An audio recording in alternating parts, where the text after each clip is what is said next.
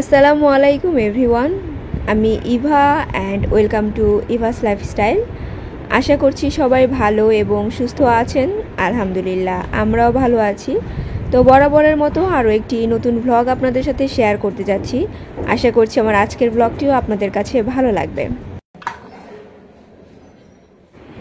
Kitchen ক্যাবিনেটের এই অংশটাতে আমার যত বক্স টাইপের জিনিস আছে, plus blender jar, net lid এবং কিছু র্যান্ডম মানে এমনি অর্গানাইজার জার টাইপের কিছু আছে, যেগুলো হচ্ছে আমি এখানে রাখি। তো এগুলো জমতে জমতে এমন অবস্থা হয়ে গিয়েছে যে এখন আর মানে রাখার জায়গা পাচ্ছি না। প্লাস দেখা যাচ্ছে যে আমি একটা বক্স নিতে চাইলে আমাকে 3টা বক্স তার উপর থেকে নামিয়ে তারপর হচ্ছে বের করতে হচ্ছে। তো ভাবলাম যে আজকে এই জায়গাটাকে একটু অর্গানাইজ করি। আর এখানে যতগুলো বক্স আছে তার মোস্ট অফই কিন্তু আম্মুর। দেখা যায় আমি বাসা থেকে নিয়ে আসি ঠিকই, কিন্তু আবার নিয়ে যেতে একদমই মনে থাকে না। এই বক্সগুলোতে নর্মালি আমি হচ্ছে যে মাছ মাংস এগুলো ফ্রোজেন করি। আর এমনিতে যে খাবার দাবার রান্না করে রাখা প্লাস ফ্রোজেন খাবার রাখা সেগুলো হচ্ছে আলাদা। ওইগুলো কিন্তু আমি আমার যে ডাইনিং ওয়াগন আছে ওইখানে রাখি। তো যাই হোক, আমি যে মিস্টার DIY থেকে যে ফোল্ডেবল র্যাকটা কিনেছিলাম, তো এটা মূলত এখানকার জন্যই কিনেছি। তবে আমার ইচ্ছা ছিল আরও বেশ কয়েকটা এরকম ফোল্ডেবল র্যাক কেনার, যেন আমি সব কিছু অর্গানাইজ করে রাখতে পারি। বাট আমি যেদিন গিয়েছিলাম ওইখানে কিন্তু জাস্ট এরকম সাইজের একটাই ফোল্ডেবল র্যাক ছিল, আর কোনো র্যাক ছিল না। তাই আমার আর কেনা হয়ে ওঠেনি। তো ভাবলাম যে আপাতত এই একটা দিয়েই আমি সব কিছু একটু অর্গানাইজ করে রাখি। তো অর্গানাইজ করার পর এখন কিন্তু সব কিছু একদম নিট অ্যান্ড ক্লিন লাগছে। আজকে আমি নতুন করে আমার যে হাঁড়ি পাতিল রাখার ক্যাবিনেটটা আছে সেটা গুছিয়ে নিলাম। তো এই র্যাকটা তো আমি কলকাতা থেকে এনেছিলাম। তারপর হচ্ছে তারকা প্যান, তো এগুলো সব হচ্ছে আমার ফ্রাইং যে প্যানগুলো আছে এগুলো এখানে রেখেছি। তবে বড়টা এখানে জায়গা হয়নি, ওইটা অন্য জায়গায় রেখেছি। আর এই যে এগুলো হচ্ছে আমার যে দস্তার হাঁড়ি পাতিল কিংবা মাছ মাংস ধোয়ার যে হাঁড়ি পাতিল আছে সেগুলো এখানে রেখেছি। আর এই বক্সগুলোর মধ্যে হচ্ছে পলি ব্যাগ, মানে এক একটা এক এক সাইজের পলি ব্যাগ আমি এক একটা বক্সে রেখেছি। যেমন এইটাতে যেটা আছে সেটা হচ্ছে আমি মাছ মাংস রাখি, মানে মিডিয়াম সাইজের। তারপর একটা হচ্ছে মানে ডাস্টবিনে যে পলি দেই, মানে বড় পলি সেইটা। আরেকটার মধ্যে হচ্ছে যে একদম মিনি সাইজের যে পলি আছে সেইটা।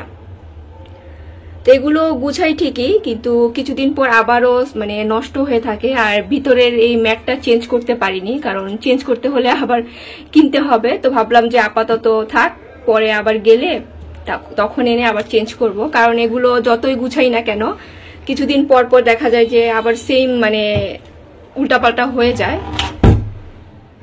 আমি অফ ক্যামেরাতেই ক্যাবিনেটের নিচের পোর্শনটা অর্গানাইজ করে নিয়েছিলাম। অ্যাকচুয়ালি ওইটা আমার মানে রুটিনে ছিল না, ভেবেছিলাম শুধু বক্সগুলোই আর কি অর্গানাইজ করব। বাট পরে কি একটা মনে হলো, ভাবলাম যে এটাও রেডি করে ফেলি। তো যাই হোক, আমি এখানে একটা মশলা রেডি করছি মাছে মাখানোর জন্য। তো এখানে কি কি দিয়েছি একটু করে বলে দেই।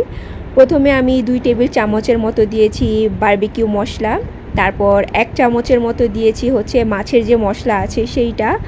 1 চামচ দিয়েছি মানে লাল মরিচ, আধা চামচ ধনিয়া গুঁড়া, আধা চামচ হচ্ছে মানে কি বলে হলুদ।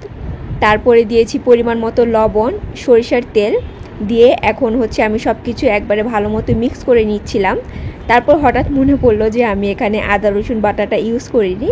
তারপর আদা রসুন বাটাটাও আমি এখানে দিয়ে দিলাম।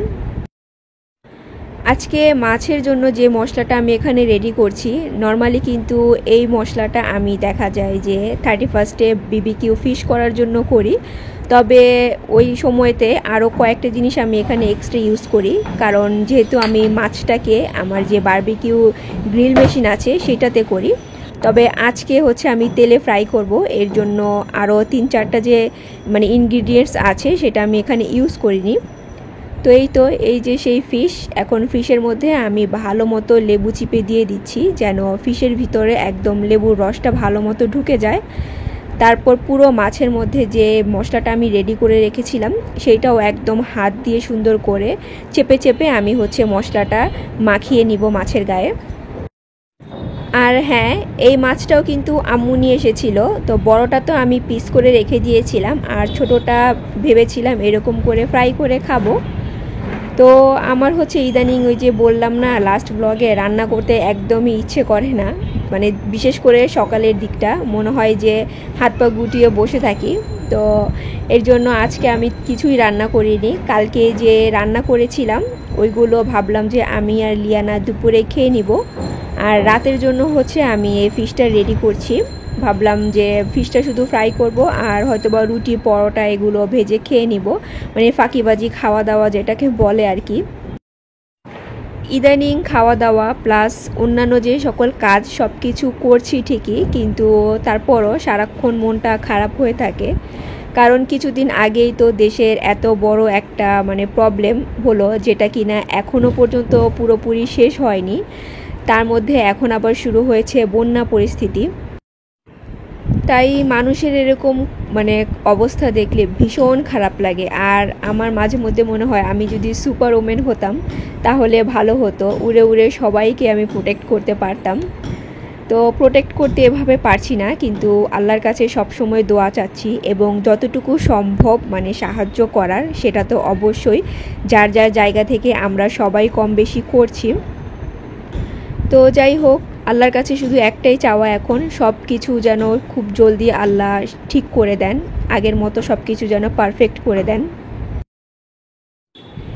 ইদানিং যে টানা বৃষ্টি শুরু হয়েছে, তো এই বৃষ্টি সারাক্ষণ হওয়ার কারণে কেমন যেন ঘর থেকে একটা স্মেল আসা শুরু হয়ে যায়, প্লাস বেডে ঘুমিয়ে শান্তি পাওয়া যায় না, সোফায় বসে শান্তি পাওয়া যায় না, সারাক্ষণই মনে হয় যে কেমন যেন একটি স্মেল বের হচ্ছে।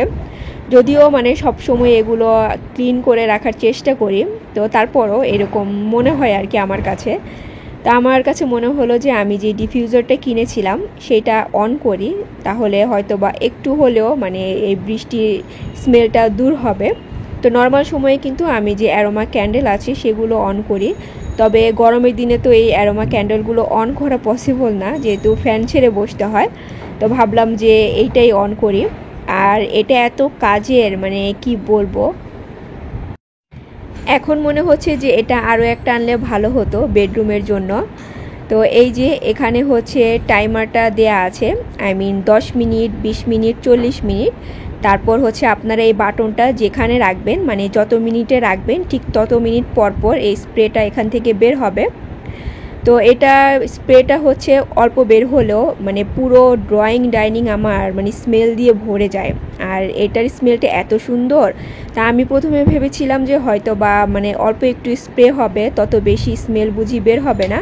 বাট পরে দেখলাম যে না, মানে পুরো ড্রয়িং ডাইনিং আমার একদম একটা স্প্রে করাতেই পুরো ভরে যায়।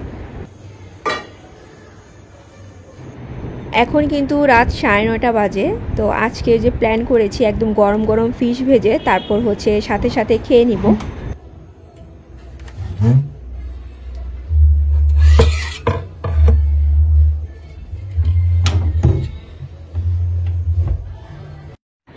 আমি কিন্তু কখনোই তেলটা অতিরিক্ত গরম করে তারপর মাছ কিংবা মাংস যেটাই ভাজি না কেন সেটা দেই না। তেলটা হালকা গরম থাকা অবস্থাতেই দেই, এতে করে কিন্তু ওই যে আশেপাশে যে দেওয়ার পর প্রচুর ছড়ায় সেটা কিন্তু তত একটা ছড়ায় না।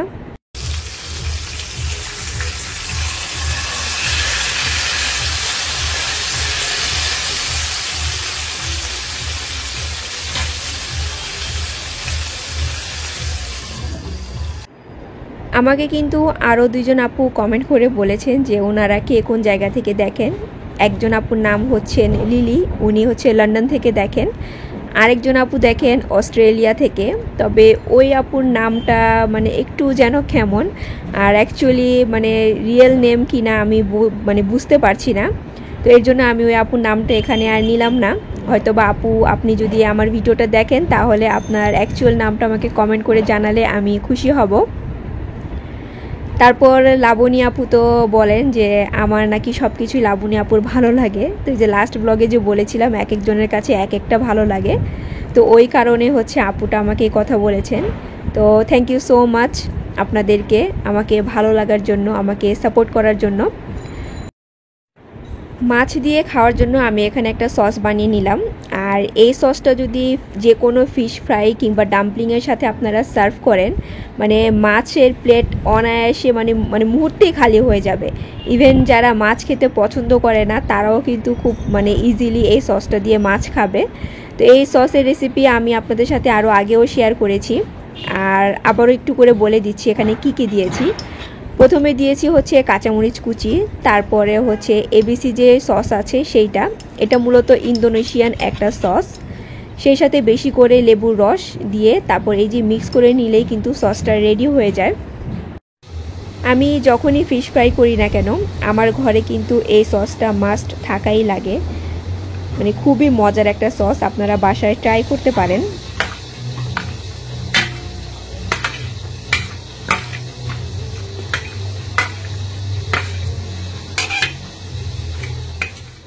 মাছের যে মশলাগুলো ছিল তো ভাবলাম সেগুলো ফেলে না দিয়ে কিছু সবজি এটার সাথে মিক্স করে তারপর হচ্ছে ফ্রাই করে নেই, খাওয়া হয়ে যাবে।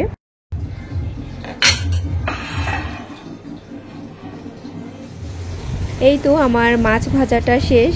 এরপরে যে আমি সবজিগুলো এখন মিক্স করে রাখলাম সেই সবজিগুলো একই তেলে আমি হালকা করে একটু ফ্রাই করে নিব।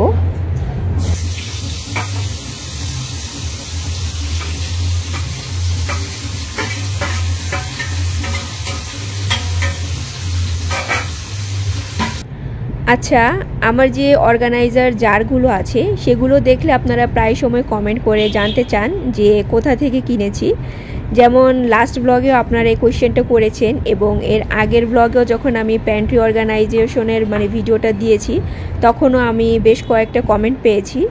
তো এই জারগুলো হচ্ছে আমি দেশের বাইরে থেকে এনেছি, আর ঢাকার মধ্যে পাওয়া যায়। আপনারা দারাজে সার্চ দিলে কিন্তু এই অর্গানাইজার জারগুলো পেয়ে যাবেন। তো যাই হোক, আমি এই ফিশটা এখন ভাবলাম যে একটু ডেকোরেশন করে নেই, কারণ মানে একটু কিছু রান্না করলে আমার কাছে ডেকোরেশন না করলে না কেমন যেন খালি খালি লাগে। তো আমি যখন এই মাছটা মানে রেডি করে আরএমের সামনে নিয়ে গিয়েছি তখন আরএম কিন্তু মাছটা দেখে একটু অবাক হয়ে গিয়েছেন। তো অবাক হয়ে আমাকে বলছে যে মা, সেদিন তুমি আমাকে মাছের সাইজ দেখালে এত বড়, কিন্তু এখন এত ছোট হয়ে গেল কিভাবে? তো আমি তাকে বললাম যে আমি যে বড় সাইজের মাছটা তোমাকে দেখিয়েছিলাম সেটা অ্যাকচুয়ালি আমি পিস করে রেখে দিয়েছি রান্না করে খাওয়ার জন্য, আর ছোট সাইজের মাছগুলো হচ্ছে আমি আস্ত রেখেছি ফ্রাই খাওয়ার জন্য। তখন বলল যে ও আচ্ছা, আমি তো ভাবলাম যে এত বড় মাছটা কিভাবে ছোট হয়ে গেল। তো যাই হোক, আমি মাছের সাথে আজকে হচ্ছে বাইরে থেকে নান কিনে এনেছি। আমি ঘরে আর কোনো কিছু করিনি আলসেমির কারণে। এই যে দেখেন, আমি একদিক দিয়ে ডিনার করেছি আর সাথে সাথে কিন্তু এই যে চুলা ক্লিনিংয়ের কাজে লেগে গিয়েছি। নর্মালি আমি দেখা যায় যে মানে রান্নাটা শেষ করে সাথে সাথে এই ক্লিনিংয়ের কাজটা করি, কিন্তু আজকে যেহেতু ফিশ ফ্রাই, সো গরম গরম না খেলে এত একটা ভালো লাগবে না, তাই আগে খাওয়া দাওয়া শেষ করে এখন আমি চুলার কাজে মানে ক্লিনিংয়ের কাজ করছি। আমি কিন্তু যে ফিশটা ফ্রাই করলাম একদমই কিন্তু ঢেকে করেছি, কিন্তু ফিশটা পাল্টানোর সময় যে তেলের ছিটাটা হয়েছে ওইটা দিয়ে আমার পুরো চুলাটা নষ্ট হয়ে গিয়েছে। আর এগুলো হচ্ছে আমার সাথে সাথে ক্লিন না করলে একদমই ভালো লাগে না। তো প্রায় সময় দেখা যায় গরম অবস্থাতে আমি এরকম চুলা ক্লিন করতে গিয়ে আমার কিন্তু হাতে প্রচুর ছ্যাঁকা লাগাই, আর এরকম করতে করতে আমার হাতে পুরো স্পট দিয়ে ভরে গিয়েছে। তারপর আমার অভ্যাস চেঞ্জ হয় না, মানে এরকম মুছামুছির কাজ আমার করতেই হবে। তবে পুরো চুলাটা আমি ক্লিন করছি না, যেই পাশটাতে তেলের ছিটাটা এসেছে শুধু ওই পাশটাই ক্লিন করে নিচ্ছি।